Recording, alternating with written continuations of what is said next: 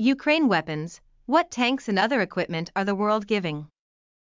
Berlin has decided to give German-made Leopard 2 tanks to Ukraine, German media is reporting. Germany is one of more than 30 countries which have provided military equipment to Kyiv since Russia's invasion in February 2022. The US announced fresh support worth $2.5 billion, £2 billion, last week, including armored vehicles. Ukraine's requirements have changed significantly as the war has progressed. Tanks. Germany's decision to send Leopard 2 tanks has come after intense pressure from a number of international allies as well as Ukraine itself. Ukraine's President Volodymyr Zelensky says his forces need Western main battle tanks urgently to defend territory from Russian attack and to push Russian troops out of occupied areas.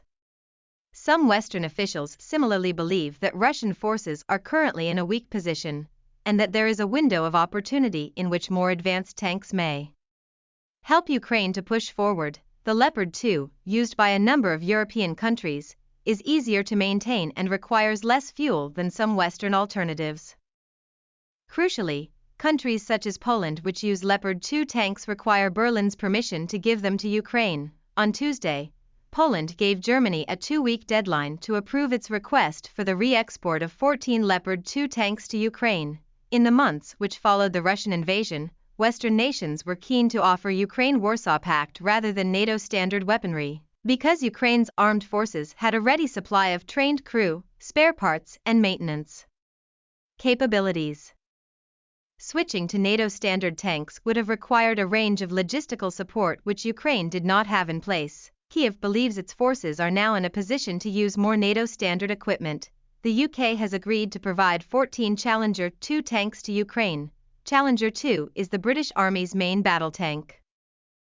Challenger 2 was built in the 1990s, but is significantly more advanced than other tanks available to Ukraine's armed forces.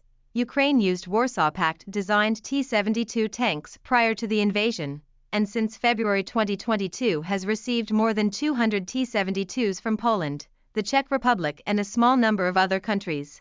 On Friday, reports suggested that Germany would not change its position on Leopard 2s unless the US sends its own Abrams main battle tanks. US officials said they were not ready to do this. The Abrams tank is a very complicated piece of equipment. It's expensive. It's hard to train on. It has a jet engine, according to the Pentagon's top security advisor, Colin Kahl. The US is by far the largest donor of military aid to Ukraine overall. Combat vehicles. Military professionals point out that success on the battlefield requires a vast range of equipment, deployed in coordination, with the necessary logistical support in place. Among the many vehicles donated to Ukraine is the Stryker armored fighting vehicle. On Thursday, the US announced it was sending 90 Strykers.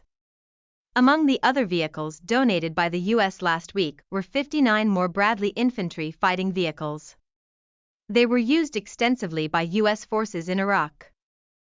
Air defenses.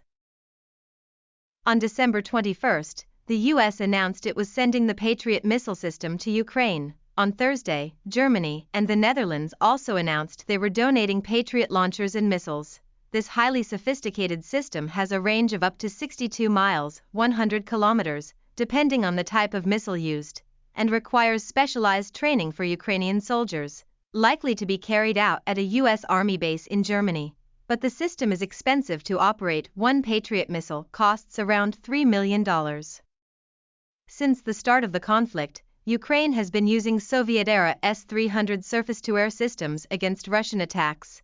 Before the conflict began in February, Ukraine had about 250 S-300s, and there have been efforts to replenish these with similar systems stockpiled in other former Soviet countries, with some coming from Slovakia. Germany has also provided air defense systems, including the Iris-T air defense systems, which can hit approaching missiles at an altitude of up to 20 kilometers. Long-range rockets. Among the long-range rocket launchers sent to Ukraine by the US are the M142 High Mobility Artillery Rocket System, or HIMARS. Several European countries have also sent similar systems.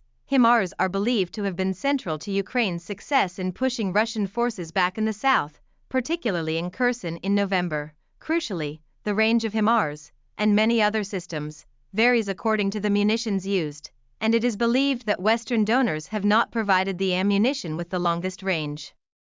The munitions thought to have been supplied to Ukraine give the system a range of about 50 miles, 80 kilometers, which is further than the Smerch system on the Russian side.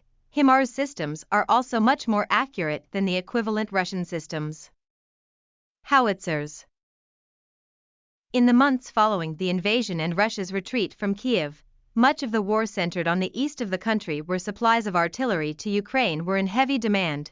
Australia, Canada, and the US were among the countries to send advanced M777 howitzers and ammunition to Ukraine. The range of the M777 is similar to Russia's German-made B howitzer, and much longer than Russia's D-30 towed gun. Anti-tank weapons.